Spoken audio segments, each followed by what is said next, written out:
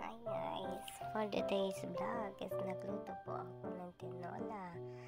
So yan po guys, naglagay po ako din ng sibuyas, luya, sili, at papaya at manok. Syempre kung walang manok, paano natin magagawa ang ating tinola pag walang manok? So yan, ginisa ko na yung sibuyas, yung luya. So diba, minsan pag nandito ka sa abroad, kung ano-ano na lang ang naiisip mong iluto kasi ikaw lang ay mag-isa, minsan napaparami ko pa at minsan nasasayang pa.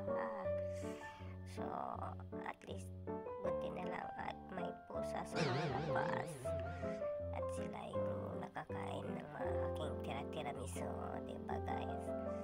So yan guys, sinulog ko na dyan ang manok at hinugasan ko yung litos kasi wala akong malunggay. Iniisip ko kung anong ilalagay ko na dahon guys. So ayan, halo-haloin mo baby. Tapos ayan, nilagyan ko siya ng tubig bago nyo i-ano yung manok guys. Lutuin nyo muna sa mantika at sa sibuyas, sa luya, at huwag mo nang tutubigan. Tapos yan, may naisip pa pala ako, nakita ko yung aking repolyo. So bahala na guys, ihulog ko na lang lahat dyan. Wow. So nilagay ko yung aking papaya.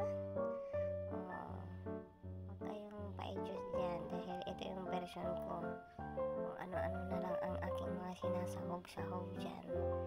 At is version ng tinola pa rin. Ayan. So yan, at ako'y naghalo-halo queen